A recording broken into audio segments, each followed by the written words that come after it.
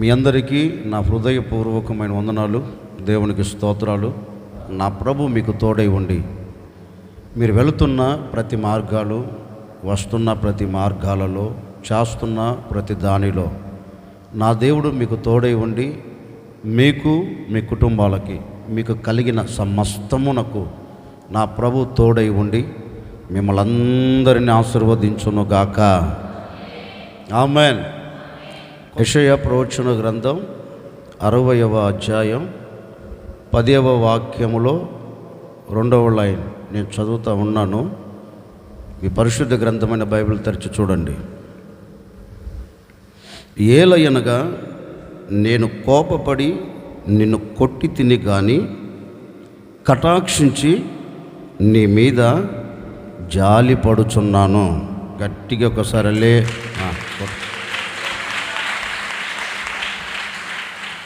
దేవునికి స్తోత్రం. హల్లెలూయా. నేను నిన్ను కటాక్షించి నీ మీద జాలి పడుచున్నాను. నేను నిన్ను కటాక్షించి నీ మీద జాలి పడుచున్నాను. నా ప్రజలైన ఇశ్రాయేలును కానివ్వండి, లేక ఒక వ్యక్తిని గూర్చి కానివ్వండి, ఒక కుటుంబాన్ని గూర్చి కానివ్వండి, పరిశుద్ధ గ్రంథంలో రాయబడిన మాట ఒక వ్యక్తితోనే చెప్తున్నారు. పాలు పొందిన ఒక్కొక్కరితో ప్రభు చెప్పే మాట ఏంటంటే, నేను మీ మీద కోపపడి నేను మిమ్మల్ని కొట్టాను. నేను మీ మీద కోపపడి మిమ్మల్ని శిక్షించాను. నేను మీ మీద కోపపడి మిమ్మల్ని సరిచేయాలి అని నేను మిమ్మల్ని గద్దించాను. అసలు దేవుని ప్రజల మీద ఎందుకు కోపపడ్డాడు? దేవుడు కోపపడడానికి ప్రబలమైన కారణం ఏంటి అని చరిత్రలోనికి మనం వెళితే, చరిత్రలో కొన్ని ఆధారాలు మనకు దొరుకుతాయండి. దేవుని పేరు పెట్టబడిన ప్రజలు దేవుడు ఇచ్చిన ఆజ్ఞను తిరస్కరించి, దేవుడు అనుగ్రహించిన ఆ నియమాన్ని ఉల్లంఘించి, దేవుడు చెప్పినట్లుగా నడిపించబడక వారికి నచ్చినట్లు, వారు కోరుకున్నట్లు, వారు ఆశించినట్లు వారు నడిపించబడుతూ వచ్చినందువలన లేఖనమంటుంది, దేవుడు ఆ ప్రజలను చూచి కోపపడ్డాడంటండి. దేవుడు ఆ ప్రజలను చూచి మండిపడ్డాడట. ఆ ప్రజల ప్రవర్తనను చూచి మనసు నోచుకుందంట దేవునిది. ఆ ప్రజల ప్రవర్తనను దేవుడు చూచి ఈ ప్రజలను ఏ విధంగా నేను సరిచేయాలని తలంచాడంట దేవుడు. ఇశ్రాయేలు సర్వ సమాజమంతా నడిపిస్తున్న నాయకుని మీద కానివ్వండి, వారిని విడిపించి వాగ్దానము చేయబడిన దేశములోనికి తీసుకొని వెళుతున్న దేవుని ఆలోచన కానివ్వండి, వారందరూ మీరారు, వారందరూ ఉల్లంఘించారు. అందుకే దేవుడు అంటారు, నేను వారి మీద కోపపడ్డా. నేను వారి మీద కోపపడి ఏం చేశానంటే చెతక బాధేశా. ఎవరిని మాట్లాడండి. నన్ను అనొచ్చుగా, మనం అనవులేండి. ఇశ్రాయేలును చెతక బాధేశాడట, ఇశ్రాయేలును కొట్టాడంట. ఎంతకాలం నేను మీకు సరైన మార్గాన్ని చూపెడుతూ రావాలి, నేను మీ ముంగిట ఒక నియమాన్ని నియమించాను కదా, నేను మీ ముంగిట ఒక కట్టడను నియమించి పెట్టాను కదా, మరి మీరు అవిధేయతకు చోటిచ్చి మీ మనసును మార్చుకొని నా అడుగు జాడలను విడచి మీకు నచ్చినట్లు, మీకు మెచ్చినట్లు అడుగులు వేస్తూ వచ్చినందువలన నేనేం చేశా? మిమ్మల్ని కొట్టా, కోపం వచ్చి కొట్టా. మన భాషలో చెప్తాను, మన కడుపున పుట్టిన కన్నబిడ్డలు ఎవడైనా ఒక తప్పిదమైన పని చేసినా చెప్పిన మాట వినకపోయినా తల్లి అయినా తండ్రి అయినా ఏం చేస్తారు? వాడిని పిలిచి చొక్కా పట్టుకొని ఏం చేస్తారు? ముద్దు పెట్టుకుంటారమ్మా. అబ్బా బుజ్జారుకున్న ఎంత చక్కగా చేసి వచ్చావురా నువ్వా, ఎంత చక్కగా బూతులాడావురా అని ముద్దు పెట్టుకుంటారా? ఎవరు పెట్టుకోరు. ఏం చేస్తారు? మామిడి పగల కొడతారు, మామిడి పగల కొడతారు. నేననే మాట, శరీర సంబంధమైన బిడ్డను సరిచేసేదానికే కన్న తల్లిదండ్రులు కోపపడి శిక్షిస్తారు, కోపపడి బిడ్డలను కొడతారు. ఎందుకని కొడుతున్నారంటే? ప్రేమ లేక కాదు, కొడుతున్నారంటే జాలి లేక కాదు, దయ లేక కాదు, వాడి భవిష్యత్ బాగుండాలని, రాబోతున్న దినాలలో దీవెనకరంగా నిలబడాలి అని, రాబోతున్న దినాలలో ఆశీర్వాదానికి నాంది పలకాలని ఏ కన్న తల్లైనా కన్న బిడ్డను సరిచేస్తున్నారు. అదేవిధంగా యేసుక్రీస్తు కూడా ఆ ప్రజల నడవడికను సరిచేసేదానికి కోపపడి చితకబాదేశాడంటండి, కొట్టాడట. సరే, కొట్టినవాడు వారిని ఏమైనా విడిచిపెట్టాడా? కొట్టినవాడు వారికి ఏమైనా దూరం అయ్యాడా అంటే దేవుడు అంటున్నారు, నేను కోపపడి నిన్ను కొట్టి తిని, ఇది వాస్తవం. కానీ మరలా నేనేం చేయబోతున్నా తెలుసా?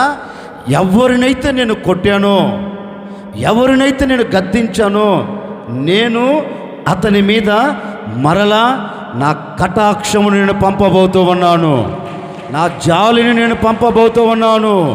నేను ఏ వ్యక్తినైతే కొట్టానో, ఏ వ్యక్తినైతే గాయపరిచానో, ఏ వ్యక్తినైతే శిక్షించానో, మరలా ఆ వ్యక్తిని నేను ఏం చేయబోతున్నాను అంటే అతనిని కటాక్షించి అతని మీద నేను ఏం చేయబోతున్నాను?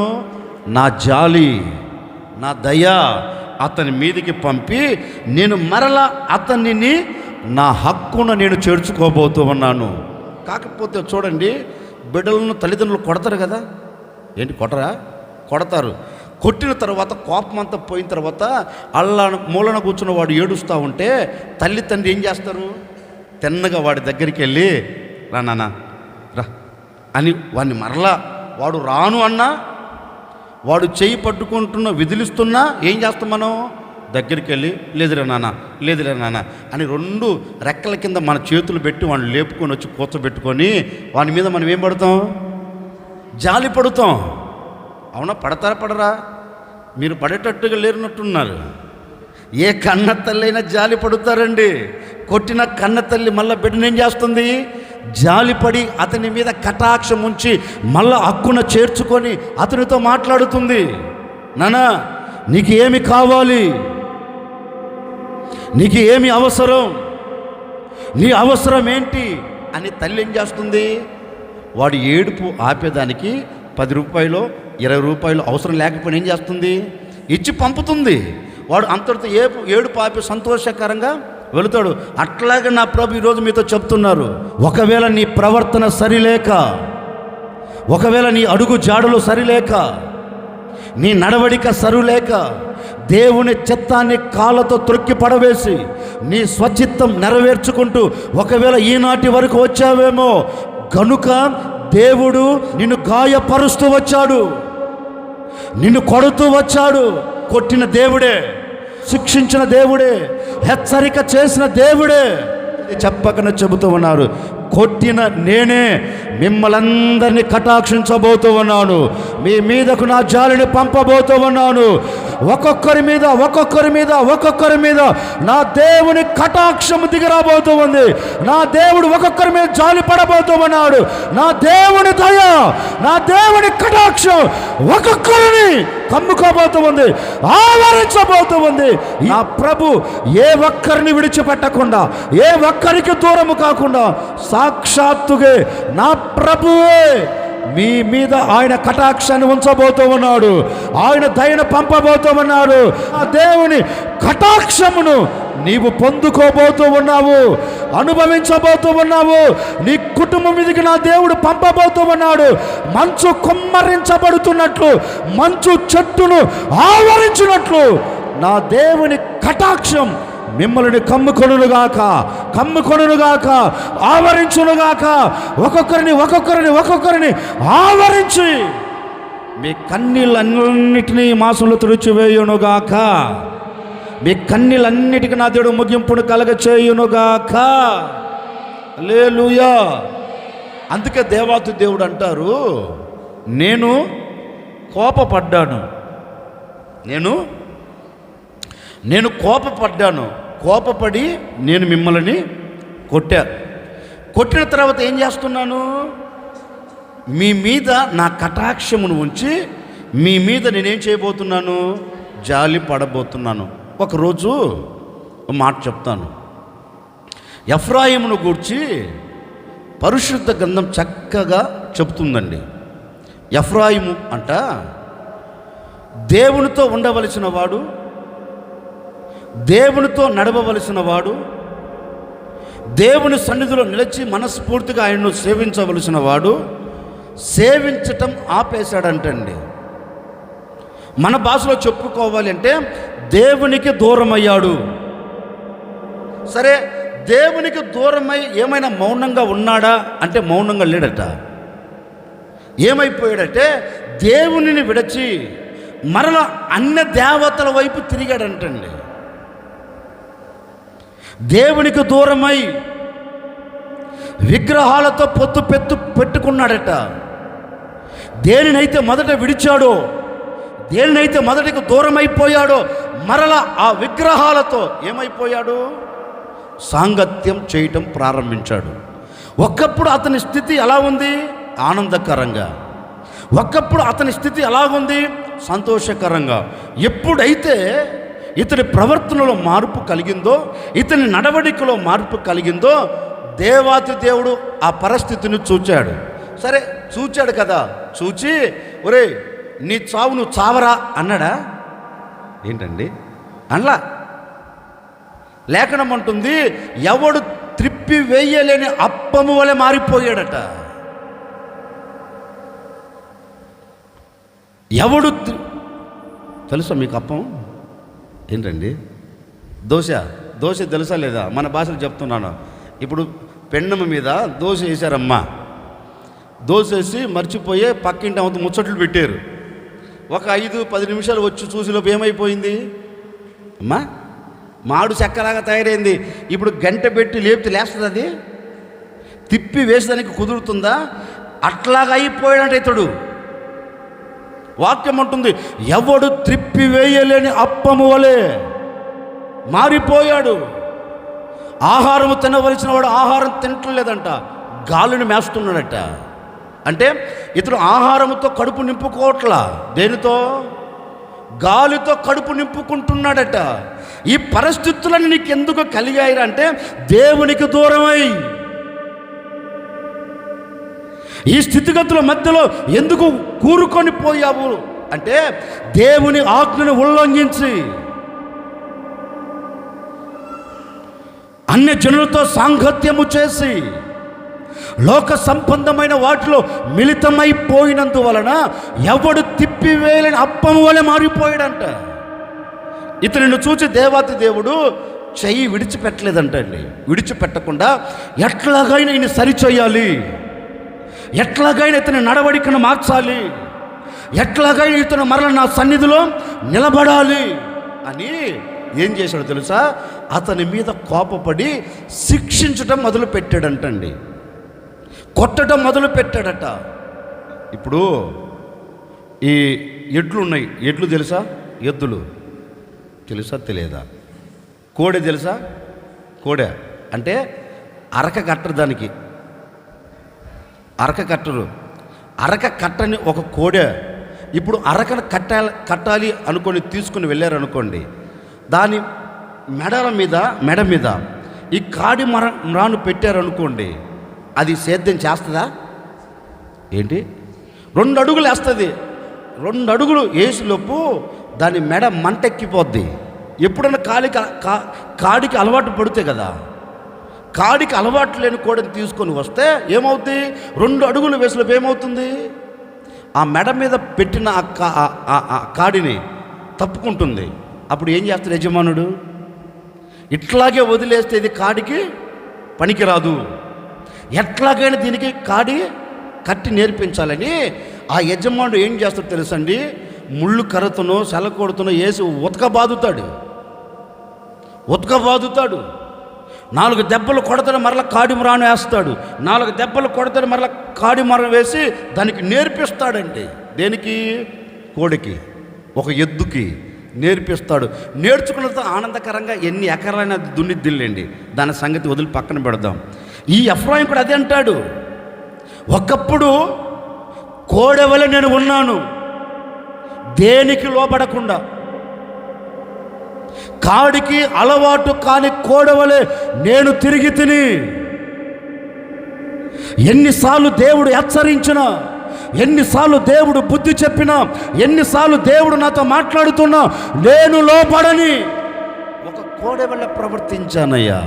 కానీ నా దేవుడు ఏం చేశాడంటే, నేను ఈ కాడికి అలవాటు పడినట్లు నా దేవుడు శిక్షించి నన్ను కొట్టి కాడికి అలవాటు పడే ఒక కోడెగా నన్ను తీర్చిదిద్దాడు.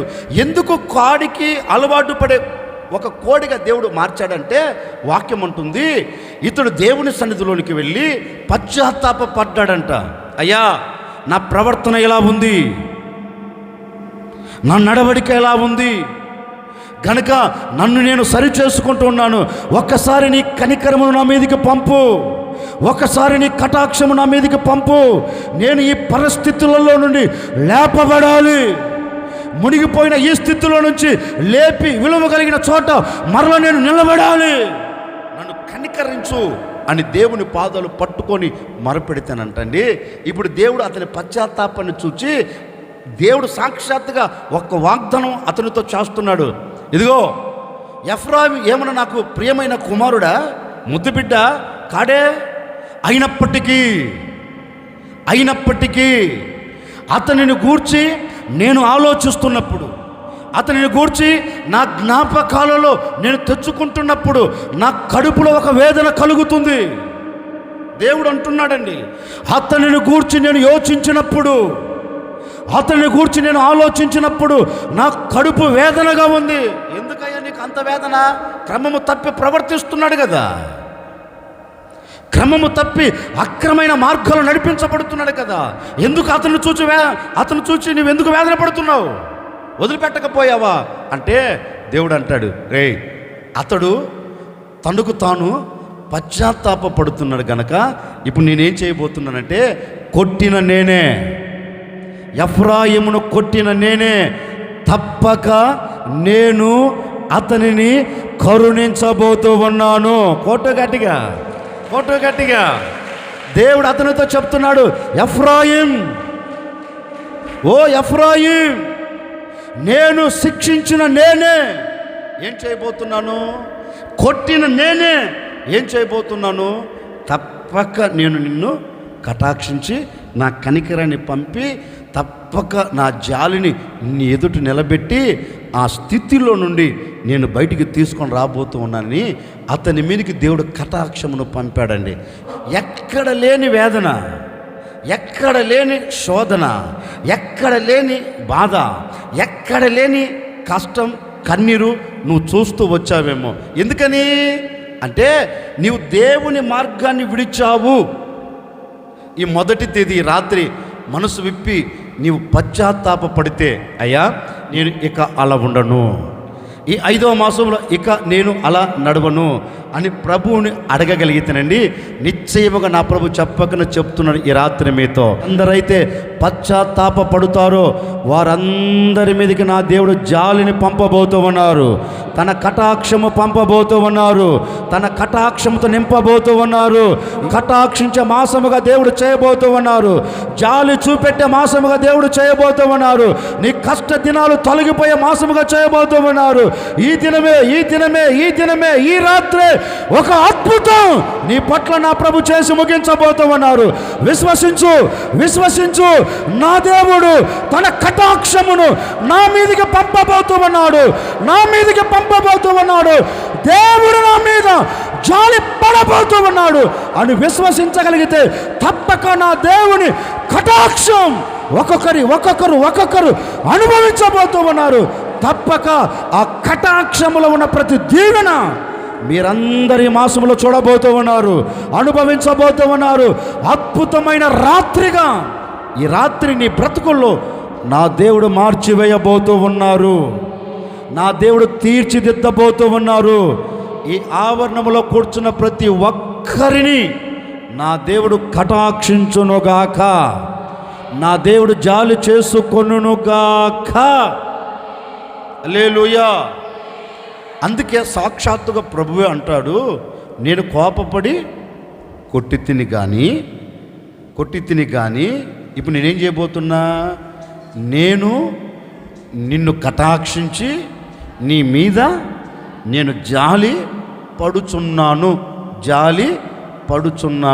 నిశ్చయముగా ఈ మాట ఏ మాట నేను కటాక్షించి నీ మీద జాలి పడుచున్నాను అనే మాట ఒక్కొక్కరి జీవితంలో నా ప్రభు అక్షరాలుగా చేసి ముగించునుగాక. హల్లెలూయా. క్లుప్తంగా ఒకే ఒక మాట చెప్పి నేను ముగిస్తాను. నేను నిన్ను కటాక్షించి నీ మీద జాలి పడుచున్నాను అన్నాడు. ఆయన మనల్ని కటాక్షిస్తే, ఆయన తన కటాక్షమును మన మీదికి పంపితే మనకి ఏం కలుగుతుంది? ఒకే ఒక మాట టూకీగా చెప్పి ముగిస్తాను, జాగ్రత్తగా వినండి. చదువుదాం. ద్వితీయోపదేశ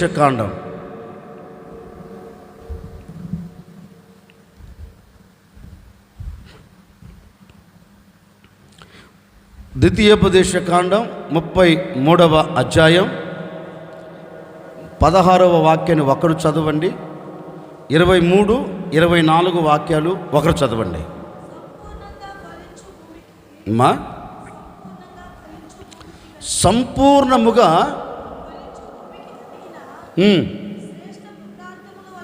శ్రేష్ఠ పదార్థము వలన యెహోవా అతని భూమిని దీవించను. చూడండి, పొదలో ఉండిన వాని కటాక్షము యేషేబు తల మీదికి వచ్చెను. 23, 24 అమ్మా. నప్తాలిని గూర్చి ఇట్లనెను, కటాక్షము చేత తృప్తి పొందిన నప్తాలి.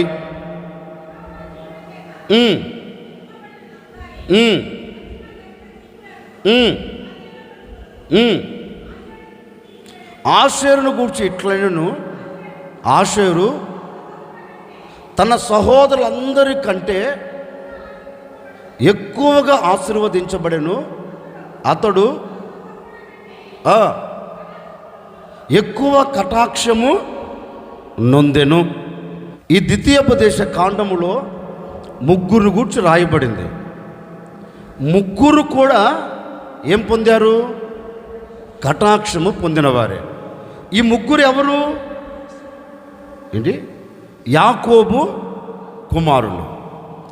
ఒక వ్యక్తిని గూర్చి రాయబడిన మాట ఏంటంటే, ఆ వ్యక్తి దేవుని కటాక్షము పొందుకుండినందువలన అతడు ఐగుప్తు దేశములో పరిపాలన చేస్తున్నాడు.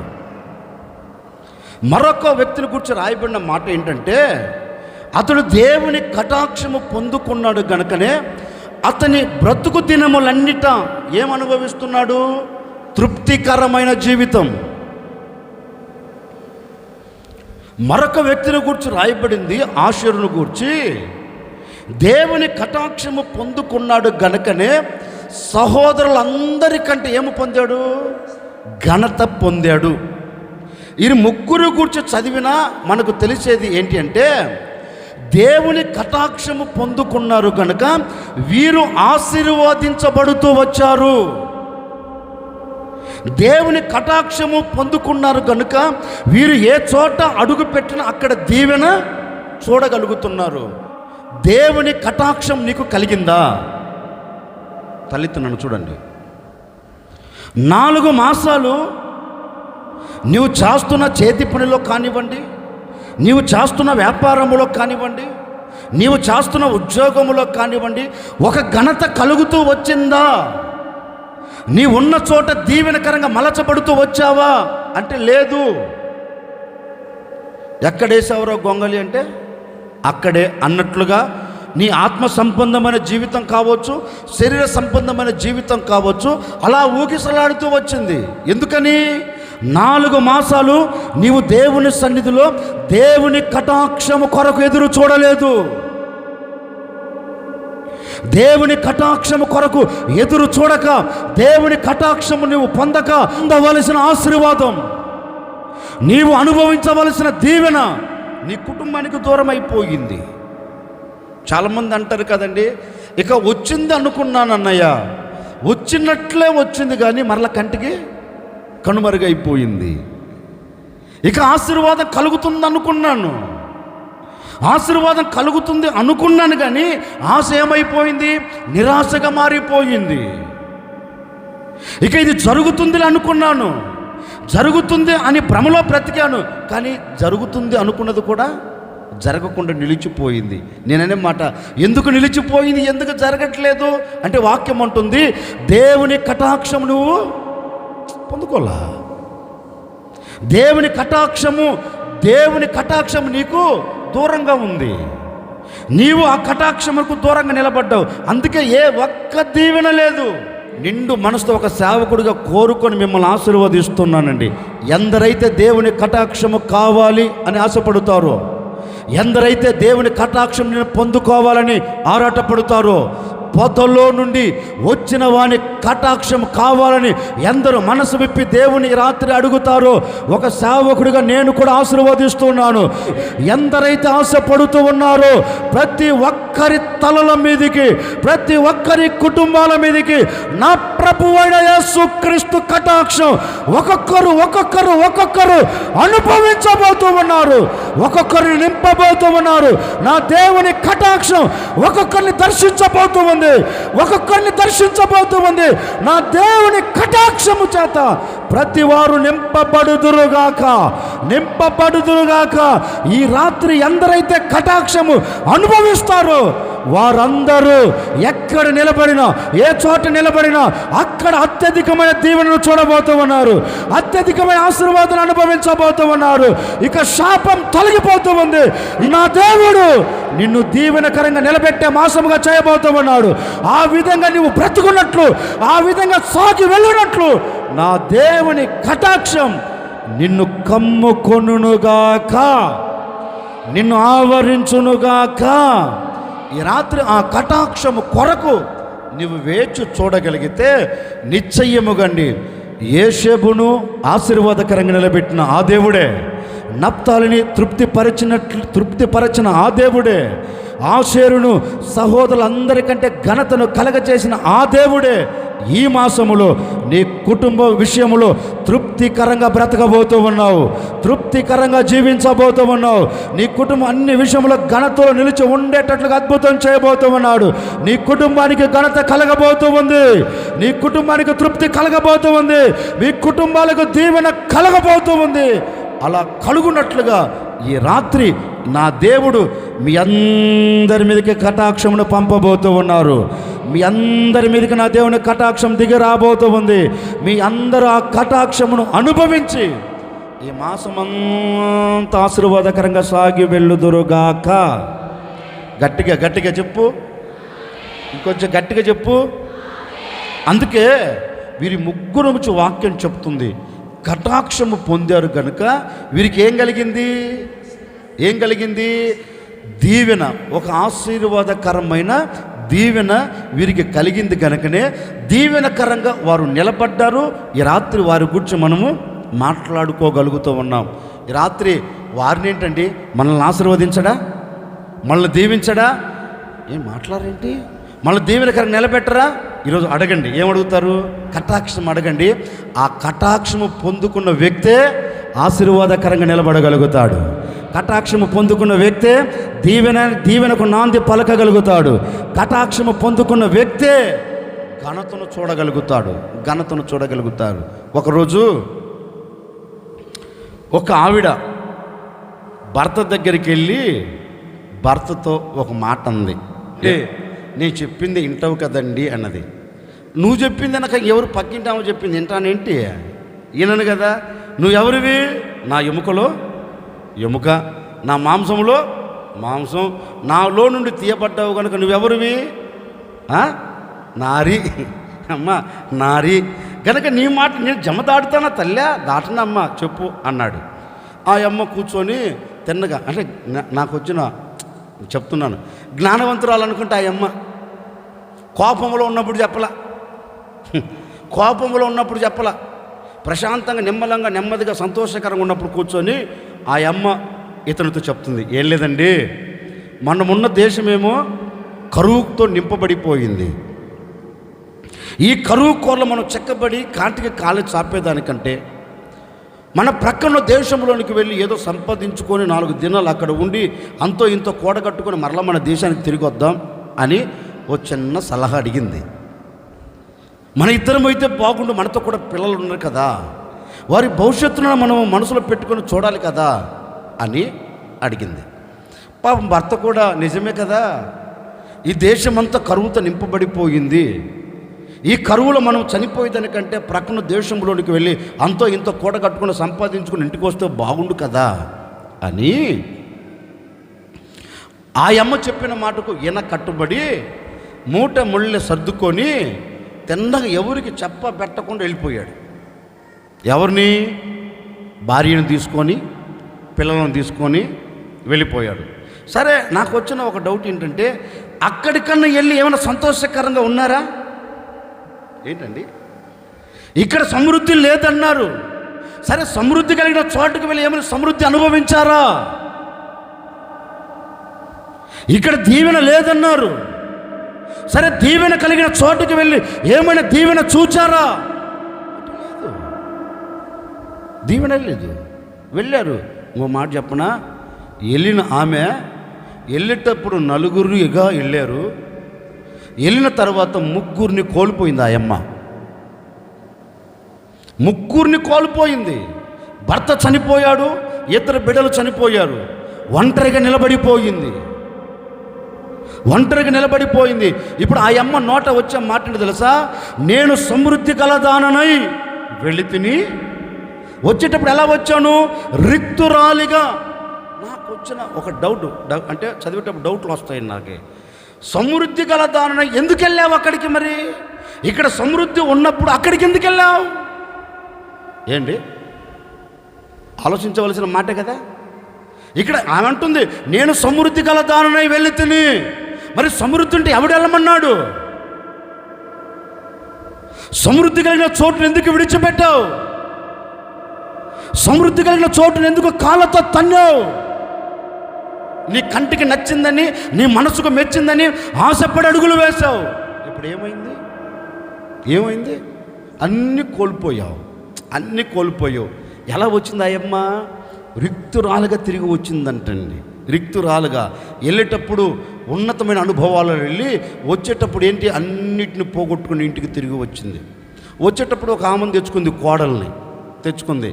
పాపం ఆ అమ్మ అత్తమ్మతో చెప్పి, అత్తమ్మ నువ్వు ఇలా కూర్చో అత్తమ్మ, నేను తిన్నగా వెళ్ళి అంత ఆహారం తీసుకొని వస్తాను అని చెప్పింది. నాకు వచ్చిన ఒక డౌట్ ఏంటంటే, ఇలాంటి కోడళ్ళు అలాంటి అత్తలకు దొరికితే ఎంత బాగుండో. ఆ కోడలు అత్తతో అంటుంది, అమ్మా అత్తమ్మా, ఓ అత్తమ్మో నువ్వు కూర్చో ఇక్కడే, నేను వెళ్ళి, నువ్వు ముసలిదానివే, మోకాళ్ళు పని చేయట్లేదు, నువ్వు కూర్చో, నేను తెచ్చి వండి నీకు పెడతా, తిని ప్రశాంతంగా పడుకోమ్మా అని తిన్నగా వెళ్ళేటప్పుడు కూడా అత్త ఒక మాట అంది, అమ్మా కొడలా, నువ్వు యవన కాలంలో నువ్వు ఉన్నావమ్మా, లోకంలో పరిస్థితి బాగలేదు, నువ్వు ఇక్కడుండు, నేను వెళతాను. ఇలాంటి అత్తలుంటే ఎంత బాగుండో కోడళ్ళకి కదా. కోడళ్ళు బాగులేరు, అత్తలు బాగలేరు రోజుల్లో, దొందే. ఆ అత్త అంటుంది, వద్దులమ్మా, నువ్వు యవనస్తురాలు అమ్మా, లోకంలో పరిస్థితి బాగలేదమ్మా, నేను వెళ్తాను. లేదులేత్తమ్మా, నువ్వు నేను వెళ్ళొస్తాను అని ఆ అమ్మ తిన్నకి వెళ్ళి ఒక పొలంలోనికి వెళ్ళి పరిగె ఏరుకుంటుంది. ఆ పొలము మీద ఉన్న అధికారి దగ్గరికి వెళ్ళి అడిగింది, అయ్యా నా పరిస్థితి ఇది, నేను ఇలాంటి జీవితంతో ఇలాంటి అడుగులు వేస్తూ వచ్చాను గనక నా పరిస్థితిని చూచి నాకు అంతా ఏమైనా సహాయం చేయంటే, అట్లాగమ్మా వాళ్ళు కోసుకుంటూ వెళ్తుంటారు, ఏదన్నా వదిలిపెట్టి నువ్వు ఏరుకుంటూ పో అన్నాడు. అంతలో ఆసామి రానే వచ్చాడు. బోయాజు చూచి, ఆ అమ్మాయి ఎవరు? మన పనికత్తెలలో ఒకటైతే కాదు, నేను ఎప్పుడు చూడలేదు, క్రొత్తగా ఉంది అని అడిగి ఆ అమ్మను పిలిచి ఆ అమ్మతో చాలా చక్కగా మాట్లాడుతూ ఉన్నాడు. మాట్లాడుతున్న ఆ మాటలు ఈ అమ్మ వింటూ బోయాజుతో రూతు ఒక మాట అంటుంది, అయ్యా, నీ పనికత్తెలలో ఒక దానిని నేను కాకపోయినప్పటికీ, నీ పనివారిలో ఒకదానిని నేను కాకపోయినప్పటికీ నీ మాటల చేత నన్ను ఆదరించావు, నీ మాటల చేత నా మీద దయను కనపరిచావు, నీ మాటల చేత ఇప్పుడు నాకేం కలిగిందంటే ఒక కటాక్షము కలిగింది. నీ మాటల చేత నన్ను ఆదరించి నీ కటాక్షము నా మీదకు పంపావయ్యా, గనుక నేను సమృద్ధి గలదాననై నీ కటాక్షము నా మీద నిలబెట్టకపోతే, నీ కటాక్షం నా మీద చూపెట్టకపోతే నేను మరలా వచ్చిన దాన్ని వచ్చినట్లే తిరిగి వెళ్ళేదానినయ్యా. నీ కటాక్షము నా మీద చూపెట్టి నన్ను ఆదరించి శ్రేష్టమైన యువలతో నన్ను పంపావు. పరిశుద్ధ గ్రంథంలో కూడా రాయబడిన మాట అదేనండి. బోయాజు ఆమె మీద కటాక్షమును చూపెట్టి ఆమెతో ముద్దుగా మాట్లాడి, ప్రీతిగా మాట్లాడి, ప్రేమతో మాట్లాడి ఆ అమ్మ అవసరాలన్నీ తీర్చి శ్రేష్టమైన ఆహారాన్ని, శ్రేష్టమైన ఈవులను ఆ అమ్మకిచ్చి తిన్నగా ఇంటికి పంపించాడండి. ఇంటికి పంపిన తరువాత ఈ కోడలు అత్తతో అంటుంది, అత్తమ్మా, నేను ఒక పొలములో అడుగుపెట్టా, ఆ పొలము కలిగిన ఆసామి నా యొద్దకు వచ్చి తన కటాక్షము నా మీద చూపెట్టాడు. వెళ్ళేటప్పుడు దుఃఖముతో ఆ పొలములు అడుగుపెట్టా, వెళ్ళేటప్పుడు నిస్సహాయ స్థితిలో ఆ పొలములు అడుగుపెట్టా, కానీ తిరిగి వచ్చేటప్పుడు నా కంట కన్నీరు తొడవబడింది, చేతిలో ఒక దీవెన కలిగింది, కడుపు నిండా నేను ఆహారము తిని తిరిగి ఇంటికి వస్తున్నాను అని ఆ అమ్మతో చెప్పిందండి. ఈ రాత్రి నేను కూడా మీతో చెప్పాలి అనుకున్న మాట ఏంటంటే, ఆ అమ్మ బోయాజు పొలములోనికి ఎప్పుడైతే వెళ్ళి అడుగు పెట్టిందో మరుక్షణం యజమానుని కటాక్షం ఆమె మీద కలిగింది. ఎప్పుడైతే ఆ కటాక్షం కలిగిందో ఈమె ఎలా వెళ్ళింది? వెళ్ళేటప్పుడు ఆ పొలంలోకి ఎలా వెళ్ళింది? దుఃఖముతోనే వెళ్ళిందండి. ఏంటా నా జీవితం, ఏంటా నా బ్రతుకు, ఏంటా నా స్థితి, ఇక నా బ్రతుకు ఇంతేనా, ఇక నా బ్రతుకు మారదా, నా బ్రతుకులో ఒక అద్భుతం చూడలేనా, నా బ్రతుకులో ఒక ఆశ్చర్యమైన కార్యం అనుభవించలేనా, ఏంటా ఈ జీవితం అనుకొని ఆ పొలములు అడుగుపెట్టింది. అడుగుపెట్టిన తర్వాత ఆమె చరిత్రని దేవుడు తిరగరాశాడండి. ఆమె చరిత్రని దేవుడు మార్చి పడవేశారు. వెళ్ళేటప్పుడు దుఃఖంతో వెళ్ళింది, తిరిగి వచ్చేటప్పుడు ఎలా వచ్చింది? సంతోష గానాలతో తిరిగి ఇంటికి వచ్చింది. ఈ రాత్రి ఒక సావుకు నేను కూడా మీతో చెప్పాలనుకున్న మాట ఏంటంటే, ఒకవేళ 4 మాసాలు ఏ కన్నీరు చూస్తూ వచ్చావో, ఏ శ్రమను అనుభవిస్తూ వచ్చావో, ఇక ఇది జరగదు, ఇది చూడలేను, ఇది అనుభవించలేను, ఇక ఇది నా కుటుంబంలో నెరవేర్చబడదు అని ఒకవేళ ఈ రాత్రి ఈ ఆవరణంలో అడుగు పెట్టావేమో నాకు తెలియదండి. ఏ కన్నీళ్ళతో ఈ రాత్రి దేవుని సన్నిధిలో నువ్వు అడుగు పెట్టావో తెలియదు, ఏ సమస్యలతో అడుగు పెట్టావో తెలియదు, ఏ బాధతో ఈ మాటలు వింటున్నావో తెలియదు, ఏ సమస్యతో ఈ ఆవరణంలో అడుగు పెట్టావో నాకు తెలియదు. రాత్రి నా ప్రభు చెప్పకనే చెబుతూ ఉన్నారు, బోయజు పొలంలో రూతు అడుగుపెట్టి అద్భుతం చూచినట్లుగాను ఈ రాత్రి ఈ పొలము అనే ఈ సంఘములో అడుగు పెట్టిన నీ జీవితంలో కూడా నా దేవుడు ఈ రాత్రి అద్భుతం చేయబోతూ ఉన్నాడు. ఈ రాత్రి ఆశ్చర్యమైన కార్యం జరగబోతూ ఉంది. నీ కన్నీళ్లు తుడిచివేయబోతూ ఉన్నాడు. నీ కన్నీళ్లకు ముగింపును కలగ చేయబోతూ ఉన్నాడు. ఈ రాత్రి నీ కన్నీళ్లు ఇక్కడ విడిచిపెట్టబోతూ ఉన్నావు. నీ సమస్యలు ఇక్కడ విడిచిపెట్టబోతూ ఉన్నావు. నీ వేదన ఇక్కడ విడిచిపెట్టబోతూ ఉన్నావు. సంతోషం ఈ రాత్రి నువ్వు చేత పట్టుకొని తిరిగి వెళ్ళబోతూ ఉన్నావు.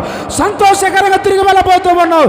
యేసు నామములో ఈ రాత్రి నీకు సంతోషము కలుగునుగాక. నీ సమస్య తొలగిపోవునుగాక, తొలగిపోవునుగాక, తొలగిపోవునుగాక. తిరిగి వెళ్ళేటప్పుడు ఆనందాన్ని చేత పట్టుకొని తిరిగి వెళ్ళబోతూ ఉన్నావు. ఆశీర్వాదాన్ని చేత పట్టుకొని తిరిగి వెళ్ళబోతూ ఉన్నావు. దీవెన చేత పట్టుకొని తిరిగి వెళ్ళబోతూ ఉన్నావు. నా దేవుని దీవెన నీ చేతులకిచ్చి పంపబోతూ ఉన్నాడు. ఇక జరగని కార్యాలు ఈ మాసంలో నా ప్రభు నెరవేర్చబోతూ ఉన్నాడు. చూడని కార్యములు ఈ మాసంలో నీవు చూచినట్లుగా నా ప్రభు నీ కొరకు ద్వారములు తెరవబోతూ ఉన్నాడు. నీవు చూచినట్లుగా, నీవు అనుభవించినట్లుగా నా దేవుని కటాక్షం ఈ రాత్రి ఒక్కొక్కరి మీదకి దిగి రాబోతూ ఉంది. ఒక్కొక్కరు దాన్ని అనుభవించబోతూ ఉన్నారు.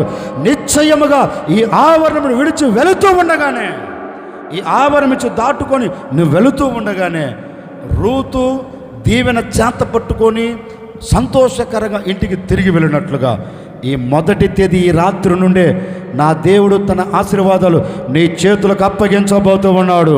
బోయాజు రూతు చేతిలో పెట్టినట్లుగా ఈ రాత్రి నా ప్రభు అయిన యేసుక్రీస్తు నీ చేతిలో పెట్టబోతూ ఉన్నాడు. శ్రేయస్కరమైన ఆశీర్వాదాలతో ఈ రాత్రి నా ప్రభు మిమ్మల్ని ఎదుర్కోబోతూ ఉన్నారు. శ్రేయస్కరమైన ఆశీర్వాదాలు నా ప్రభు మీ చేతులకు అప్పగించబోతూ ఉన్నారు.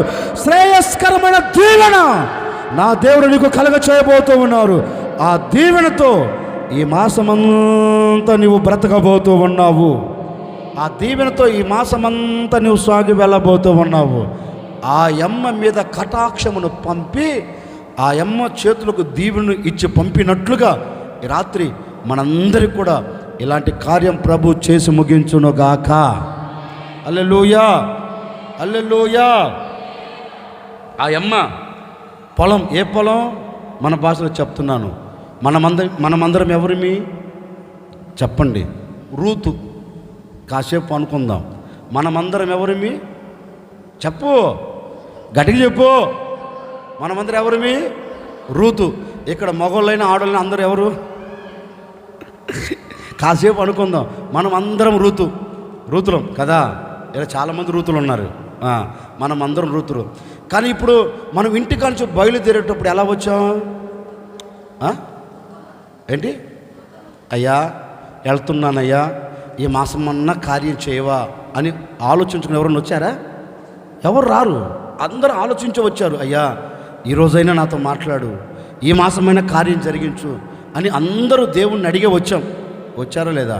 నేనైతే అడిగా, అయ్యా మీ ప్రజలు ఏ ఆశలతో వస్తున్నారో, ఏ కోరికలతో వస్తున్నారో ఈ మాసం వారి కోరికలన్నీ తీర్చాలని నేను మనసారా కోరుకొని వచ్చాను. ఈరోజే కాదు, ఏ రోజు వాక్యం చెప్పేదానికి ఏ రోజు వచ్చినా నేను కోరుకొని వస్తాను. ఈ అక్షరాలుగా ఈ ప్రజల పట్ల జరగాలని ఆశపడే వస్తాను. అట్లాగే నేను మిమ్మల్ని ఆశీర్వదిస్తాను. వచ్చారా లేదా? వచ్చారు. ఎలా వచ్చాం? రూతు దిగులుతో, విచారంతో, కన్నీళ్లతో, కష్టంతో అడుగు పెట్టినట్లుగా మనం కూడా అడుగు పెట్టాం. ఈ రాత్రి పెట్టాం కదా, పెట్టాం. ఆయమ్మ బోయాజు పొలంలో అడుగు పెట్టింది. మనం ఎవరి పొలంలో అడుగు పెట్టాం? క్రీస్తు శరీరం అనే సంఘములు అడుగు పెట్టాం. ఈ పొలం ఏ పొలం? ఏంటి? ఈ పొలం ఏ పొలం? క్రీస్తు శరీరం అనే సంఘం. ఈ సంఘంలో అడుగు పెట్టిన మనం ఎవరిమి? ఆయన రక్తముతో కడగబడిన సమూహం. మనమందరం కడగబడ్డామా లేదా? ఇంకా కడగబడలా? అందరూ కడగబడిన వారమే. ఇప్పుడు కడగబడిన మనతో ప్రభు అంటున్నాడు. ఆ రోజు రూతుతో బోయాజు చెప్పాడా? బోయాజుతో రూతు చెప్పిందా? అయ్యా నీ కటాక్షం నాకు కలిగెను అంది. ఈయన కటాక్షం ఆయమ్మకు ఇచ్చాడా లేదా? ఇచ్చాడు. ఈ రాత్రి అట్లాగే నా ప్రభు అయిన యేసుక్రీస్తు ఈ సంఘములు నిలిచి ఉన్నాడు. కూడి వచ్చిన మీ అందరితో నా ప్రభు చెప్తున్నారు, మిమ్మల్ని అందరినీ నా ప్రభు అయిన యేసుక్రీస్తు కటాక్షము చూపెట్టబోతూ ఉన్నారు. కటాక్షమును కుమ్మరించబోతూ ఉన్నారు, కటాక్షమును పంపబోతూ ఉన్నారు. ఈ రాత్రి ఒక్కొక్కరు ఈ పొలం అనే సంఘములు అడుగు పెట్టిన ప్రతి ఒక్కరు కటాక్షమును పొందుకోబోతూ ఉన్నారు. ఇప్పుడే ఆయన కటాక్షం నీకు కలగబోతూ ఉంది. ఆయన కటాక్షం నీకు కలుగునుగాక. కటాక్షము పొందుకున్న ప్రతి ఒక్కరు దీవెనను చూడబోతూ ఉన్నారు, ఆశీర్వాదానికి నాంది పలకబోతూ ఉన్నారు.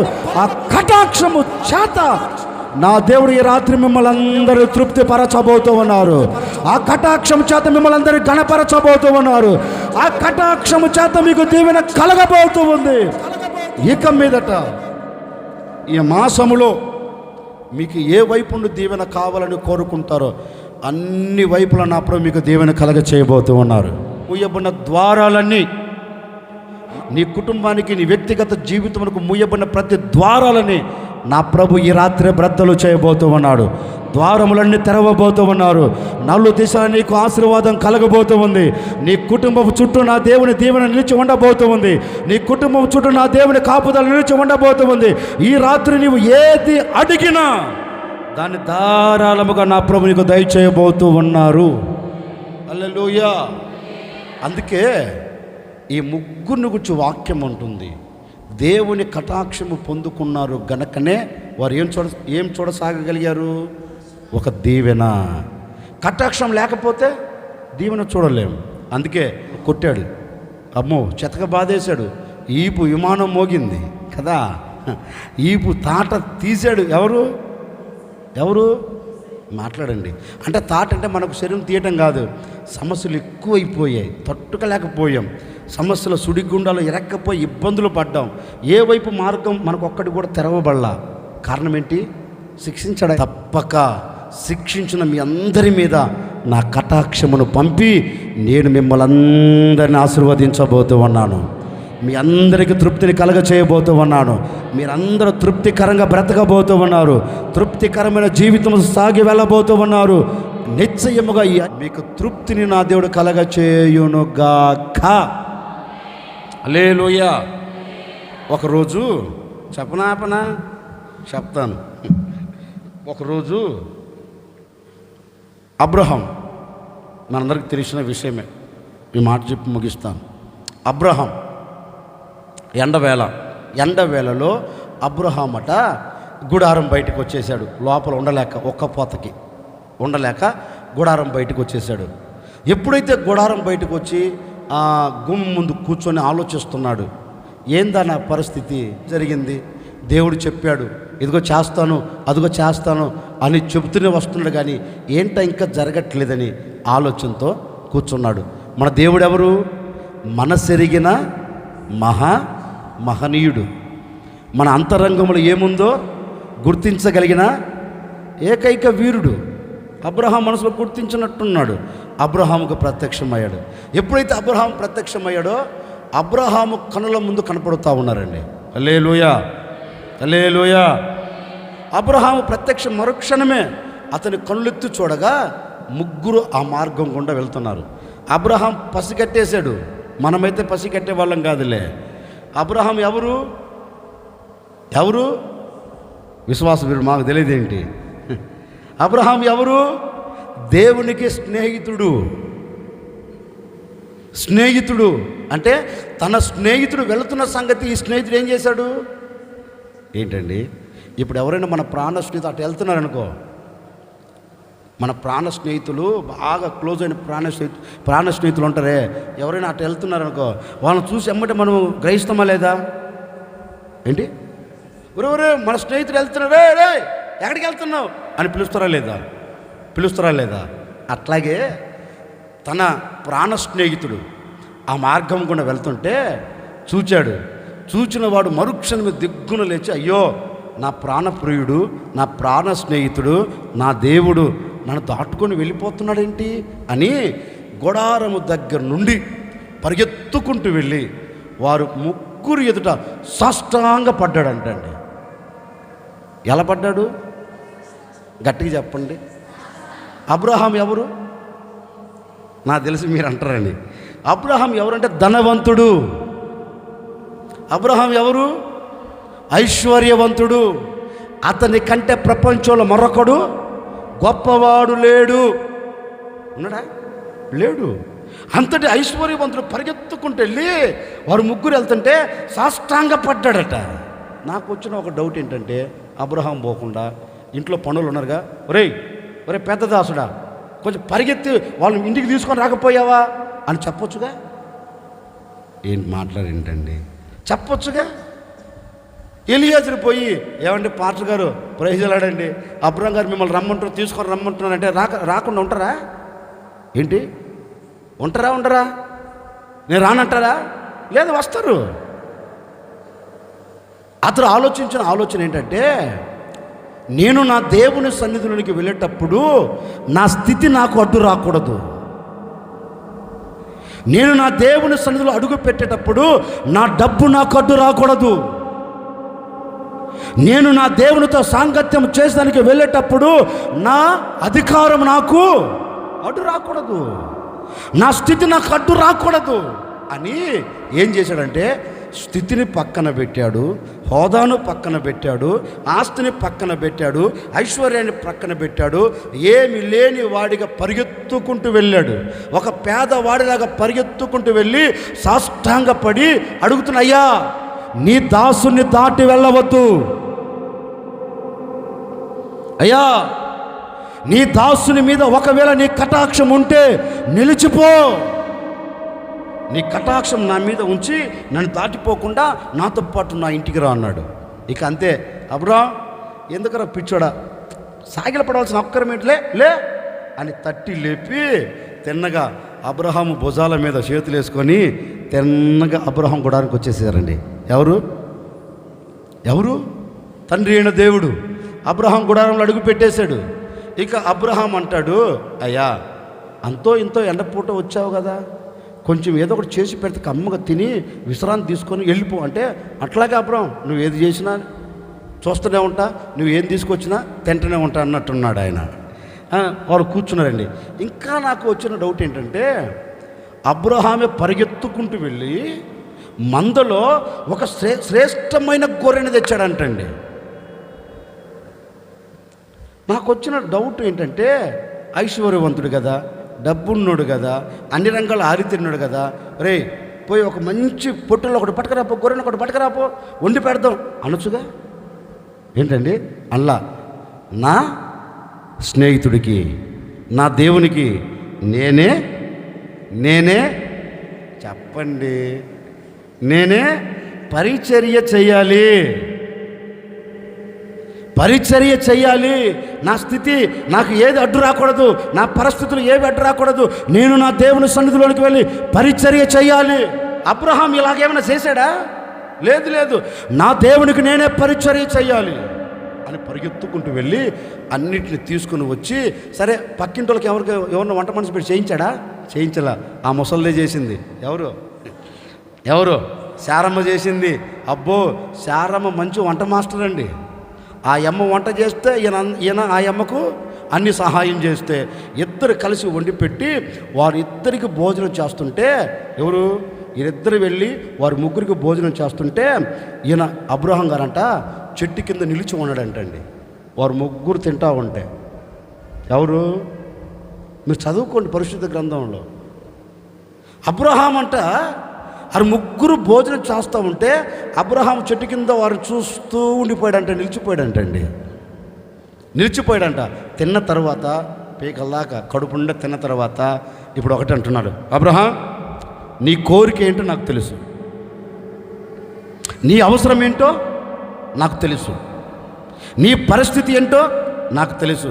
గనుక మీదటికి మరలా ఇదే సంవత్సరం వస్తా, ఈ కాలమున వస్తా, ఈ కాలమున అడుగు పెడతా. నేను వచ్చేలోపు నీ చేతుల్లో పండంటి మగబిడ్డను నేను నీ చేతులకు అప్పగించబోతూ ఉన్నాను, నీ చేతులు నేను పెట్టబోతూ ఉన్నాను. నువ్వు ధైర్యంగా ఉండు. నీ ఆశ ఏంటో నేను గుర్తించా. నీవు ఏ ఉద్దేశంతో నా యొద్దకు వచ్చి నా కటాక్షము కావాలని కోరుకున్నావో నాకు అర్థమైంది. నా కటాక్షము నీ మీద పెట్టాను కనుక నీ అవసరం అంతటి నేను తీరుస్తాను అని దేవుడు ఏం చేశాడు తెలుసా? అబ్రహాముకి ఏది కొరత ఉందో, ఏది కొదవ ఉందో, ఏమి అవసరం ఉందో వాటన్నిటిని తీర్చి అబ్రహాము నోటి నిండా ఏం కలగచేశాడు? నవ్వును కలగచేశాడు. ఎందుకు? అబ్రహాము అనుకున్నది, అబ్రహాము మనసులో తలంచినది, అబ్రహాము మనసులో నిలిచిపోయినది ఎందుకు దేవుడు చేయగలిగాడంటే వాక్యం ఉంటుందండి. అబ్రహాము ఎవరి కటాక్షం పొందుకున్నాడు? అందుకే అన్ని విషయాల్లో దేవుడు అబ్రహాముని ఆశీర్వదించును. ఒక్క విషయం కాదట, అన్ని విషయాలలో దేవుడు అబ్రహామును ఆశీర్వదించాడంట. ఎందుకు అబ్రహాము అన్ని విషయాల్లో ఆశీర్వదించబడ్డావంటే అతడు ఒకటే అంటాడు, నా దేవుని కటాక్షం నా మీదికి దిగి వచ్చిందయ్యా. ఆ కటాక్షములను ప్రతి దీవెన నేను అనుభవిస్తూ వచ్చాను. రాత్రి నా ముగింపు మాటలుగా నేను కూడా మీతో చెప్పాలి అనుకున్న మాట ఏంటంటే అండి, ఏది నీ మనసులో అనుకున్నది అనుకున్నట్లుగా నిలిచిపోయిందో, ఏది జరగక వేదన పడి కన్నీరు కారుస్తున్నావో నా తల్లిదండ్రులారా భయపడకండి. ఈ రాత్రి ప్రభువుని అడగండి. అబ్రహాం అడిగాడు కదా, దాటిపోకుండా నీ కటాక్షం నా మీదకి పంపాడు, కోరిక నెరవేర్చారు. ఈ రాత్రి ఈ ఆవరణం విడిచి వెళుతూ ఉండగా నీవు నోరు తెరిచి అడుగు, అక్షరాలుగా నా దేవుని కటాక్షం మీ మీదికి దిగి రాబోతూ ఉంది. మీ మనస్సులో ఉన్న ప్రతి కోరికను దేవుడు నెరవేర్చబోతూ ఉన్నాడు. నీ హృదయ ఆలోచన సఫలం చేయబోతూ ఉన్నారు. ఈ రాత్రి నీవు ఏది అడిగినా నా ప్రభు అక్షరాలుగా నీ చేతులకు అప్పగించబోతూ ఉన్నాడు. నోటి నిండా నవ్వును కలగ చేయబోతూ ఉన్నాడు. నీక మీదట నీ నోటి నిండా నవ్వు ఉండబోతూ ఉంది. నీ మనసారా నీవు ఆనందము చూడబోతూ ఉన్నావు. అబ్రహామును దాటిపోకుండా తన కటాక్షమును నింపి పంపి అబ్రహాము కొరతను తీర్చిన దేవుడు. కొరతతో, ఏ కొదవతో, ఏ లేమితో, ఏ కష్టముతో నిలిచిపోయావో ఈ రాత్రి వాటన్నిటి మధ్యలో నుండి నా దేవుడు నిన్ను విడిపించబోతూ ఉన్నాడు, తప్పించబోతూ ఉన్నాడు. ఈ రాత్రే ఆశపడు, నీ ఆశను సఫలం చేయబోతూ ఉన్నాడు. ప్రభు పాదాలు పట్టుకొని కోరుకో, నీ కోరికను సిద్ధింప చేయబోతూ ఉన్నాడు. నీ కోరికను సిద్ధింప చేసి నీ ఆలోచన యావత్తు సఫలపరచబోతూ ఉన్నాడు. ఈ రాత్రి సఫలము చేయగలిగిన దేవుడు నీతో చెప్పకనే చెబుతూ ఉన్నాడు, భయపడకు, నేను కోపపడిన తరువాత నీ మీదికి నా కటాక్షమును పంపి నేను జాలి పడబోతూ ఉన్నాను. నా కటాక్షమును పంపి నేను దయను చూపెట్టబోతూ ఉన్నాను. నా కటాక్షము చేత ఇక మీద మీరు ఆశీర్వాదకరంగా నిలిచి ఉండబోతూ ఉన్నారు. ఒక్కొక్కరి కుటుంబాలలో ఇక మీదట దరిద్రత లేకుండా, శాపము లేకుండా, కొదవ లేకుండా సర్వ సమృద్ధి నా ప్రభు మీకు దయచేయబోతూ ఉన్నాడు. ఆకాశ వాక్యులు మీ కొరకు విప్పాడు. పట్టజాలనంత విస్తారమైన దీవెనలు నా దేవుడు మీ చేతులకు అప్పగించబోతూ ఉన్నాడు. కురిపించబోతూ ఉన్నాడు. దీవెనల వర్షం నీ కుటుంబం మీద కురిపించబడును గాక. ఆ దీవెనల వర్షం నీ కుటుంబం మీద కురిపించబడి ఈ మాసమంతా నీవు ఎక్కడ నిలబడినా సమృద్ధిని చూడబోతూ ఉన్నావు. ఎక్కడ నిలబడినా తృప్తికరంగా బ్రతకబోతూ ఉన్నావు. ఎక్కడ నిలబడినా కొదవ లేకుండా బ్రతకబోతూ ఉన్నావు. ఎక్కడ నిలబడిన తల ఎత్తుకొని బ్రతకబోతూ ఉన్నావు. ఎక్కడ నిలబడినా ఆనంద గానాలతో ప్రభును స్తుతించబోతూ ఉన్నావు. అలాంటి కార్యం నీ పట్ల చేయాలి అని ఈ 5వ మాసంలో ప్రభువే నీతో చెబుతూ ఉన్నాడు. నేను నిన్ను కటాక్షించి నీ మీద నేను జాలిపడి నీ మీద మోపబడిన ప్రతి శిక్షను కొట్టివేసి మీ కుటుంబాలన్నిటికీ దీవెనను కలగ చేయబోతూ ఉన్నారు. దీవెనలు అనుగ్రహించబోతూ ఉన్నారు. అలాంటి దీవెన ఈ మాసమంతా మీరు పొందుకొని మీరు అనుభవించి సంతోషకరంగా సాగి వెళ్ళుదురుగాక. అందరూ ప్రార్థన చేసుకుందాం. స్తోత్రం కృపగలిగిన తండ్రి, ప్రభువా, కరుణ కటాక్షములు కలిగిన దేవుడవు, అత్యంత కృపగలిగినటువంటి దేవుడవయ్యా, నీకు స్తోత్రాలు నాయన. ఇంతవరకు నీ సన్నిధి తోడుగా ఉంచి ఇదిగో తండ్రి దైవ సేవకులను మీ సిలువ చాటున మీరు మరుగుపరిచి నీ దాసుని నోట ఈ నెలంతటికి కావాల్సిన వాగ్దానముతో కూడినటువంటి సందేశమును, మాటలను మీ దాసుని నోట ఉంచి కూడి వచ్చిన మా అందరితో ప్రభువా మీరు మాట్లాడిన ప్రతి శ్రేష్టమైన వాక్కులను బట్టి నీకు స్తోత్రములు చెల్లిస్తూ ఉన్నాము తండ్రి. నేను నిన్ను కటాక్షించి నీ మీద జాలి చూపుదును, జాలి పడుచు ఉన్నానని మీరు మాతో మాట్లాడి ఉన్నారు నా తండ్రి. నీకు స్తోత్రాలు ప్రభువా. నీ ఎదుట నిలబడి మోకరించి ప్రతి ఒక్కరూ ప్రార్థన చేసుకుంటూ ఉన్నాం. ఇదిగో తండ్రి, మా పైన ప్రభువా మీరు కటాక్షం చూపేటటువంటి దేవుడవు. ఇక్కడ అనేక మంది ప్రభువా నీ ఎదుట మోకరించి ప్రార్థన చేస్తూ ఉన్నాం. ప్రతి ఒక్కరి కుటుంబాల్లో అనేకమైనటువంటి సమస్యలు, అనేకమైనటువంటి కన్నీళ్ళు, దుఃఖము, అపజయములు, కలవరములు, భయములు, నష్టములు, అనేక విధాలుగా ప్రభువా కుటుంబాలు మోడుబారినటువంటి జీవితాలుగా మార్చబడి ఉన్నటువంటి తరుణములో మా పైన తండ్రి మా గురించి తెలుసుకొని మా పైన తండ్రి మీ కటాక్షం ఉంచినందుకై నీకు స్తోత్రాలు చెల్లిస్తూ ఉన్నాం. ప్రభువా మా కన్నీళ్లను తుడిచే దేవుడవుగా, ప్రభువా మమ్మలను తృప్తిపరిచే దేవుడవుగా, మా ఆలోచనలను ఉద్దేశములను నెరవేర్చే దేవుడవుగా, మా నోటి నిండా నవ్వు కలుగు చేసే దేవుడవుగా, ఈ రాత్రికాల సమయములో మీరు మాతో మాట్లాడిన ప్రతి మాటను బట్టి నీకు స్తోత్రాలు చెల్లిస్తూ ఉన్నాం నాయన. పాల్గొన్న ప్రతి ఒక్కరి పైన మీ కరుణా కటాక్షములను ప్రభువా మీరు ఉంచండి. మీ కరుణా కటాక్షముల చేత ప్రభువా నింపండి. ప్రతి బిడ్డలపైన మీ కటాక్షమును ఉంచండి.